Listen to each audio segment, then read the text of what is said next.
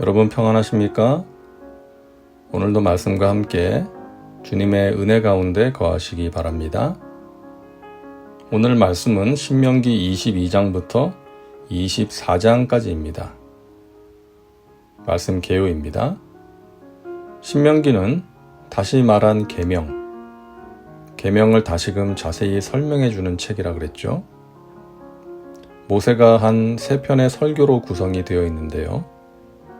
우리가 계속해서 살펴보고 있는 내용들은 모세의 2번째 설교에 속하는 내용인데, 특별히 그 중에서도 신명기 12장부터 26장은 신명기 법전이라고 부르는데, 하나님의 백성들이 준수해야 되는 율법들을 다루고 있습니다.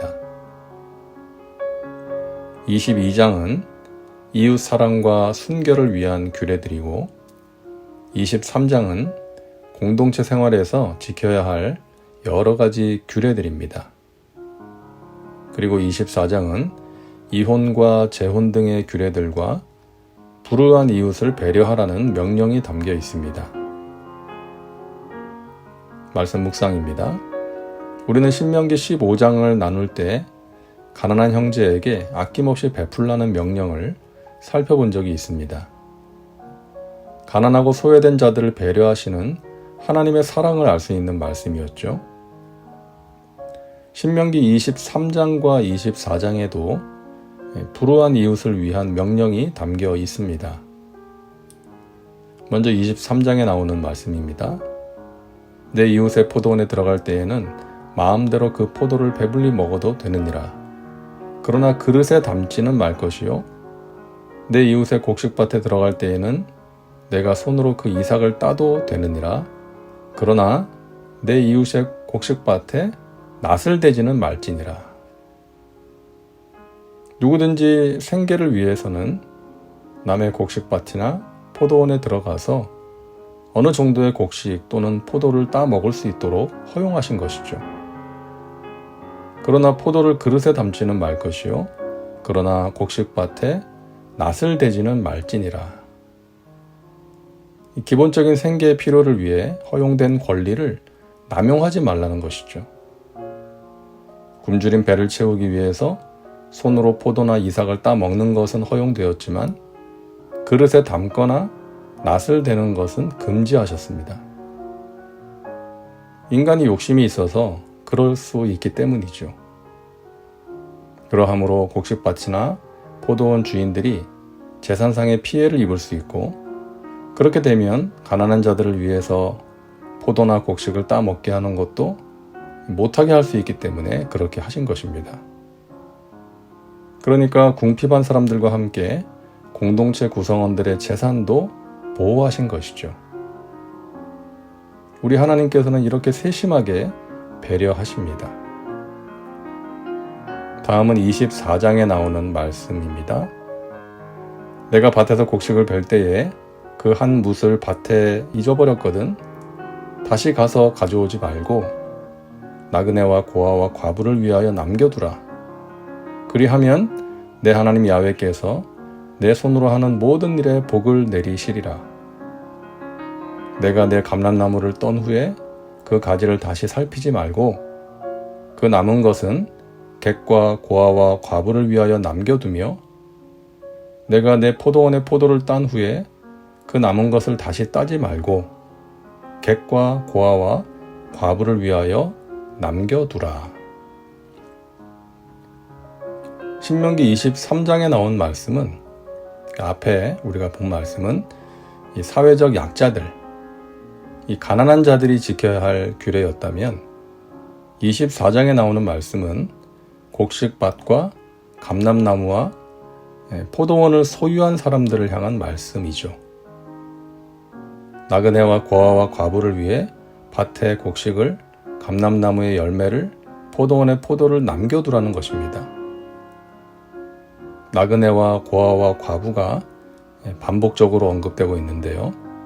이 세 계층은 당시의 사회적 약자, 빈곤층이었습니다. 그들을 위해 소유를 나누라는 것이죠. 우리가 룻기를 보면 룻이 보아스의 타작 마당에서 떨어진 알곡을 줍지 않습니까? 그렇게 할 수 있었던 것이 바로 이 규정 때문이었던 것이죠.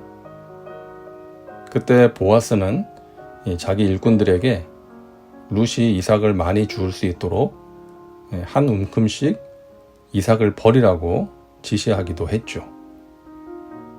이처럼 하나님께서는 가진 자들에게 나눌 것을 명령하십니다. 어려운 이웃이 살아갈 수 있도록 도와주라는 것이죠. 너희가 어려웠던 시절을 잊지 말고 어려운 사람들을 도와주라는 것입니다. 22절입니다. 너는 애굽 땅에서 종 되었던 것을 기억하라. 이러므로 내가 내게 이 일을 행하라 명령하노라. 우리가 잘 아는 밀레의 유명한 그림 이삭 줍는 사람들이 있습니다. 이 가난한 여인들이 이삭을 줍는 그 그림처럼 오래전에 하나님의 명령에 따라 이삭 남기기가 행해졌던 것입니다. 하나님께서는 어려운 이웃을 도와주라고 명령하십니다. 그리고 하나님의 백성들이 그 명령에 적극적으로 순종할 때 기뻐하십니다. 하나님께서 존귀하게 여기시는 사람을 함부로 대하거나 요즘 흔히 말하는 갑질을 하는 것, 하나님께서 정말 미워하십니다. 반대로 하나님께서 존귀하게 여기시는 사람을 도와주고 위로해주고 격려해주고 살아갈 힘을 주는 것, 하나님께서 정말 기뻐하십니다.